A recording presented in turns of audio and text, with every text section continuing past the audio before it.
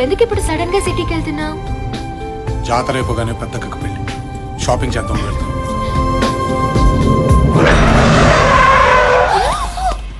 Welcome బావా. నీకేమైనా పిచ్చా? డౌటా? అరే సిటీకి బావింటి మించే వెళ్ళాలి, వాళ్ళ ఇంట్లో ఒక టీయో కాఫీయో భోజనం చేసేద్దామని లేదే బావా. ప్లీజ్ బావా, నీ మీసం, నీ గెట్టం, నీ చేతులు, నీ కాళ్ళు ఏది పట్టుకోమంటే అది పట్టుకుంటాను. ఒక్కసారి ఇలా అడుగుపెట్టి అలా వెళ్ళిపోదు గాని. అసలు నేను సిటీకి వెళ్తున్న సంగతి నీకు ఎవరు చెప్పాడు? ఈడా సరే కానీ కుడికాలు కుడికాలు, రైట్ లెగ్ రైట్. కొంచెం ఓవర్ అవ్వట్లేదు? కాదు బావా, వెల్కమ్ వెల్కమ్ నీకుంది బావా, లోపల గ్రాండ్ వెల్కమ్. గ్రాండ్ వెల్కమ్ ఏంటది? వెల్కమ్ బావా వెల్కమ్. పొడుస్తారు. అమ్మా చాముండేశ్వరి, బావగారి కాళ్ళకి నీళ్ళు తీసుకురామ్మా.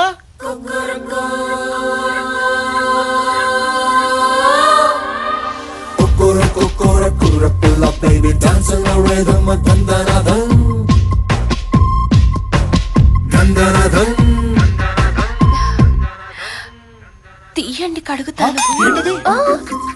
షూస్ బావగారు మంచి గిత్తలా ఉన్నారు బావా. పెళ్ళంటూ చేసుకుంటే మిమ్మల్ని అమ్మా కడిగించాలి గాని తడిసిపోయింది. నువ్వు వెళ్ళమ్మా, నువ్వు లోపలికి వెళ్ళమ్మా. అమ్మా రాజరాజేశ్వరి. అచ్చి బాబా ఇంకొకదా? ఇక్కడ బాగా ప్యాంట్ తడుపుకున్నారు, ఓ మంచి తుండు పట్టరామ్మా.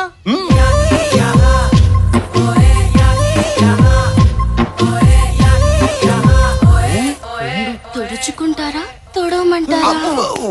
నేనే తుడుచుకుంటామా. మంచి గుర్రంలో ఉన్నారు బావా. నేను పెళ్ళంటూ చేసుకుంటే మిమ్మల్ని చేసుకుంటాను. మన బావే కదమ్మా, చేసుకుంటాడులే. నువ్వు పద, నువ్వు పద.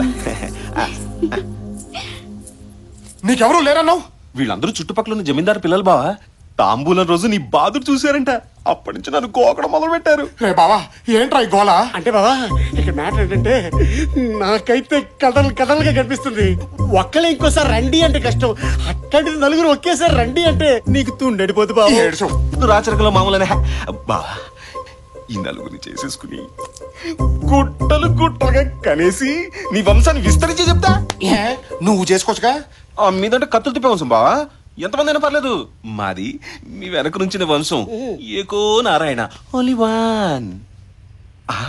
బావా నలుగురు మంచి వాస్తుతో ఊపు మీద ఉన్నారు బావా. ఓ లుక్ అయి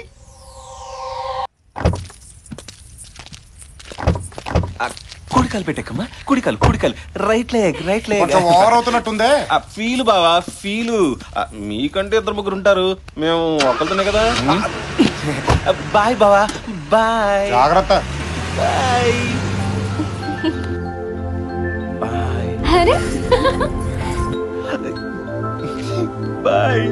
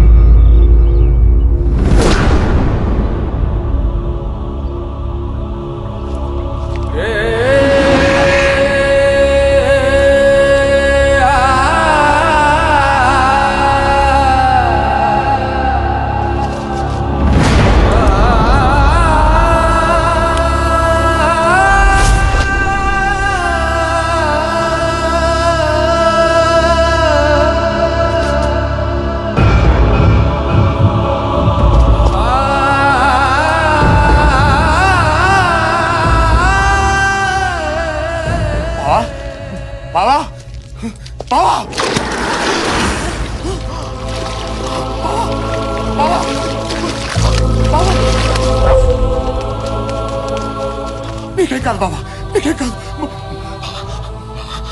అందరూ బతకాలన్న నీ ఆలోచన చాలా గొప్పదే బావా. కానీ చంపాలన్న వాళ్ళ ఆలోచన ముందు అది నిలబడదు బావా. నువ్వు వచ్చాక బతుకులు మారిపోతాయని అందరూ ఆశలు పెట్టుకున్నారు బావా.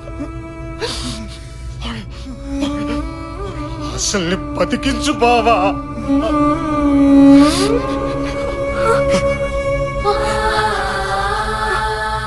సారీ అమ్మా.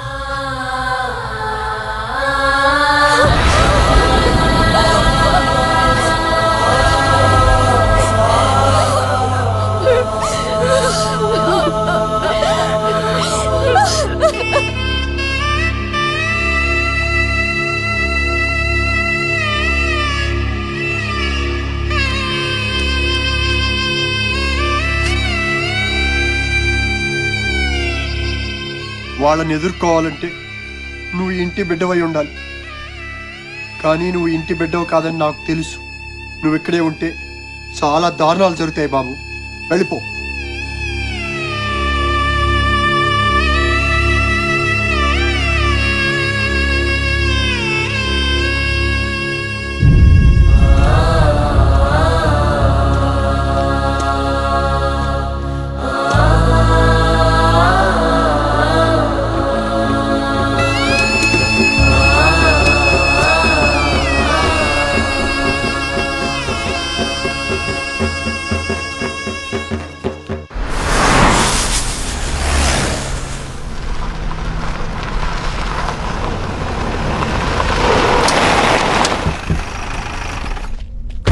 అన్నా, మన దెబ్బ కాడేపటికి పారిపోయి ఉంటాడన్నా. ఆడదానిలాగా పారిపోతాడో మగాడిలాగా బరిలోకి దిగుతాడో చూద్దాం. అన్నా దిగాడన్నా.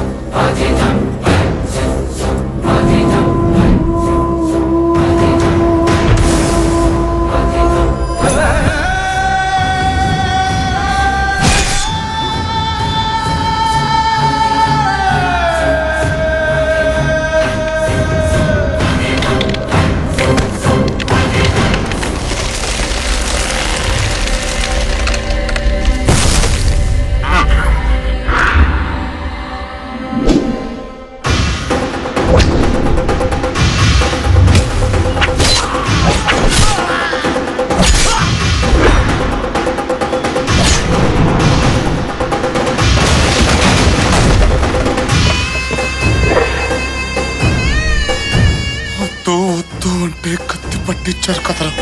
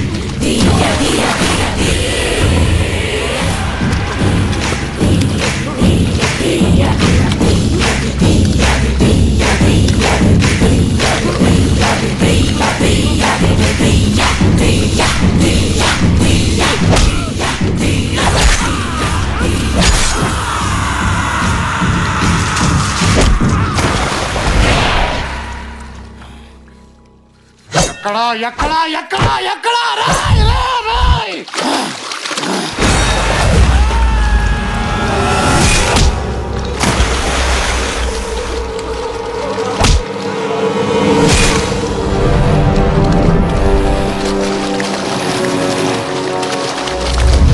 బతకండి బతకండి అంటే వినలేదు కదరా. కోత మొదలైంది. రాత రాసిన భగవంతుడు వచ్చిన ఆపలేడు.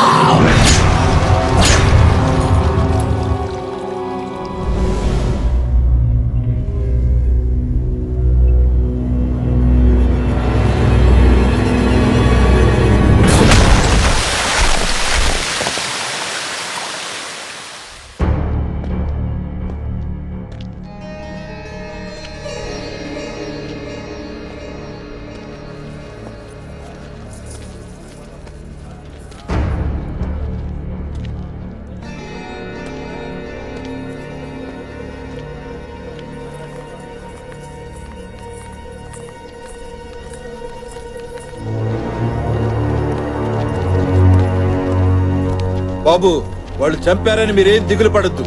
చచ్చే వరకు మీ వెనకాల మేముంటాం.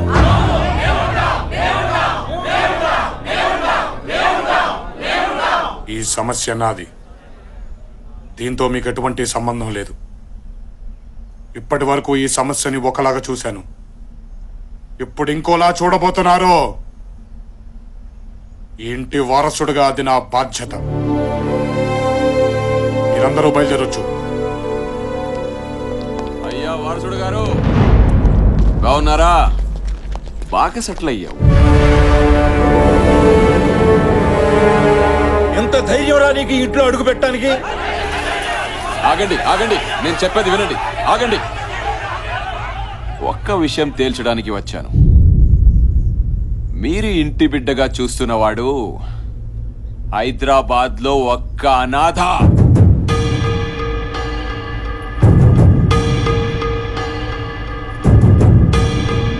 అనాథని ఇంటి పెద్ద అయినా దత్తతకి తీసుకొచ్చాడు. ఇవిగో ఫోటోస్. సొంత బిడ్డని ఎవరన్నా దత్తతకి తీసుకుంటారా? చెప్పరా, నువ్వు ఇంటి వారసుడువా? చెప్పరా. చైతి,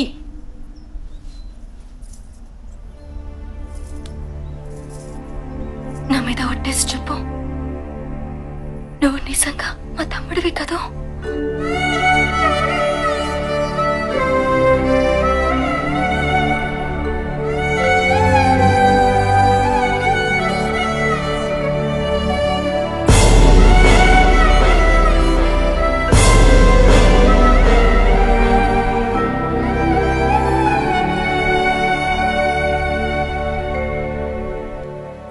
అమ్మా, ఇప్పుడు పట్టుకోవచ్చా?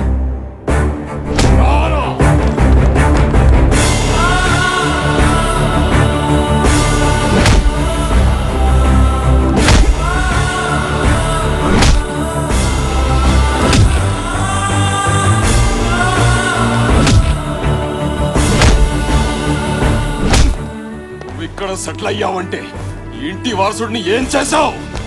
ఏం చేసావు? చంపావు కదూ?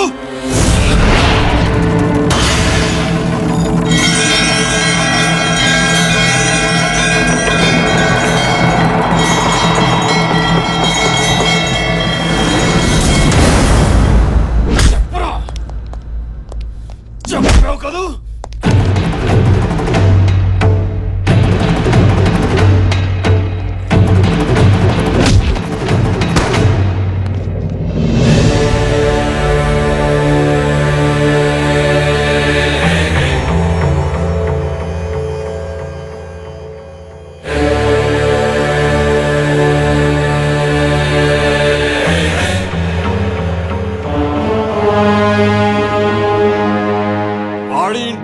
చంపాడు. 25 సంవత్సరాల క్రితం ప్రాణం లేకుండా పుట్టిన నా బిడ్డని వీడెలా చంపుతాడ్రా?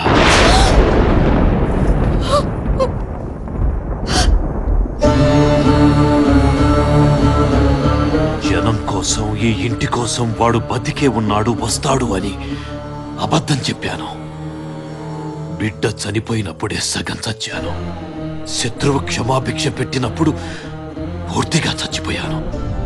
శత్రువును చంపేవాడు కాదు, శత్రుత్వాన్ని ఆపేవాడు కావాలి.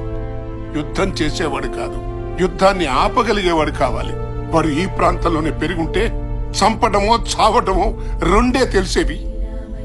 కానీ వాడికి ప్రాణం విలువ తెలియాలి, బ్రతుకు విలువ తెలియాలి, ఆకలి విలువ తెలియాలి, కష్టం తెలియాలి, కన్నీటి విలువ తెలియాలి అని అనాథాశ్రమంలో పడేస్తే అల్లారు ముద్దుగా పెరగాల్సిన వాడు అనాథగా అల్లాడిపోయాడు. 10 మందికి వెండి కంచాల్లో అన్నం పెట్టాల్సిన వాడు అన్నం కోసం ఆకలితో ఎదురు చూశాడు. పట్టు పరుపుల మీద పడుకోవాల్సిన నా బిడ్డ ఫుట్పాత్ల మీద పడుకున్నాడు.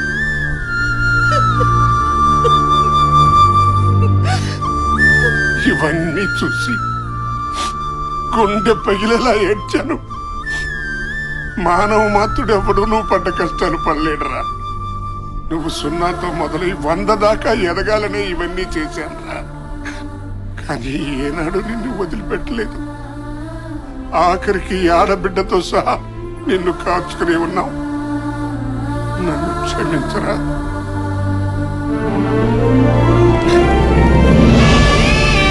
నన్ను క్షమించరా మనోడా, క్షమించు.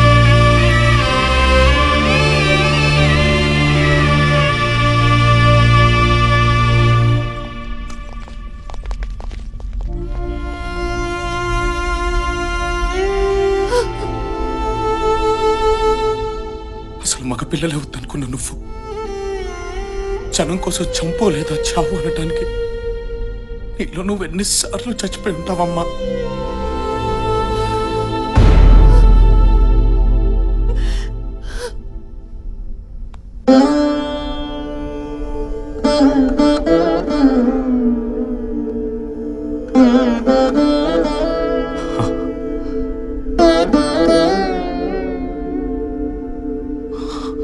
నీ తల్లి ఆశయం నుండి పుట్టిన వాడివి. ఇప్పుడు నాకు నీలో 70 ఏళ్ల చరిత్రని తిరగరాసేవాడు కనిపిస్తున్నాడు.